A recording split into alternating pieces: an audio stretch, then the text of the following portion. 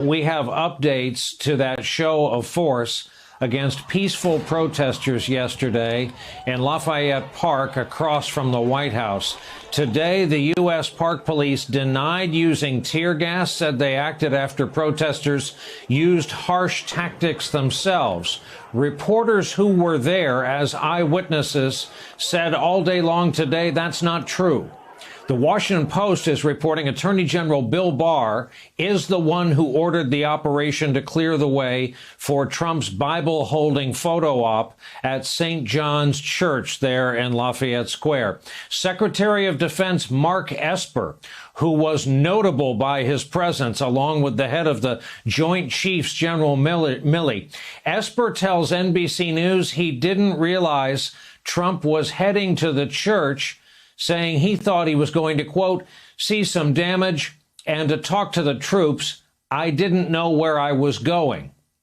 Former military leaders are now speaking out about this whole thing. Former Joint Chiefs of Staff Chairman Admiral Mike Mullen writes this in The Atlantic, and we quote, I have to date been reticent to speak out on issues surrounding President Trump's leadership, but we are at an inflection point, and the events of the past few weeks have made it impossible to remain silent. Whatever Trump's goal in conducting his visit, there was little good in the stunt.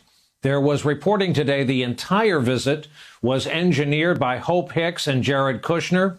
Additional reporting that the Bible that was brought there from the White House in Ivanka's handbag, which last night the internet quickly figured out retails for over $1,500 at Max Mara. And tonight, in a letter to the Washington Post, former Undersecretary of Defense James Miller resigned the Pentagon's Defense Science Board, calling yesterday's operation an appalling use of force. The president visited yet another religious site this morning with a stop at the St. John Paul II National Shrine. That prompted an angry response from the Catholic Archbishop, the Diocese of Washington, who wrote, quote, I find it baffling and reprehensible that any Catholic facility would allow itself to be so egregiously misused and manipulated in a fashion that violates our religious principles, which call us to defend the rights of all people, even those with whom we might disagree. Garrett Haake remains in our nation's capital. He was there in Lafayette Square yesterday when the pushing and shoving and firing and tear gas started. He remains there for us tonight. Garrett, how has this evening been different? Brian, it's been a very different day here today. One of the largest, probably the largest protest I've seen here in Lafayette Square. And ironically, the president's use of force here yesterday in his visit to this church had the effect, I think, of uniting Washington, D.C. even more in opposition to those tactics. I talked to a lot of protesters today for whom this was their first day out. Some of them felt like they didn't know how to show their support, or they didn't know if this was their fight or their protest. But after seeing what federal police officers did in their city, wanted to come out and show their support today. And so they did, staying well past the 7 p.m. curfew that was put in place yesterday. You can see behind me, there's still upwards of 100 or 200 folks still defying that curfew here tonight. Protest continues. It continues to be almost entirely peaceful. As we get later into the night, you do see more folks who are inclined to throw bottles and things like that, plastic bottles, at the officers who are in the park behind me. But it seems pretty clear that Washington, D.C. is going to let protests continue so long as they remain peaceful, and the federal law enforcement officers seem content to stay behind the 9-foot-tall fence that was installed in this park late last night, Brian.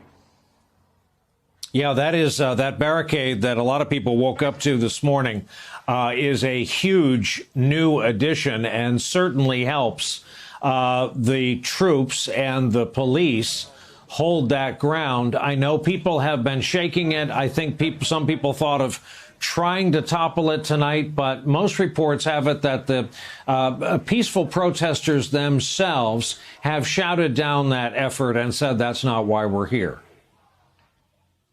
Yeah, I can confirm that, Brian. We've seen that all day. Protesters essentially self-policing when folks have been throwing bottles or have been trying to do more or off, what we call off-message activities. The protest organizers have said, hey, that's not why we're here. And in fact, in many cases, tried to drown out folks with chants of peaceful protest, reminding folks the purpose for this, the life and the taking of the life of George Flynn, the history of police violence against these communities, not against not trying to do things the other way around here, Brian. So, again, a self-regulating protest here tonight.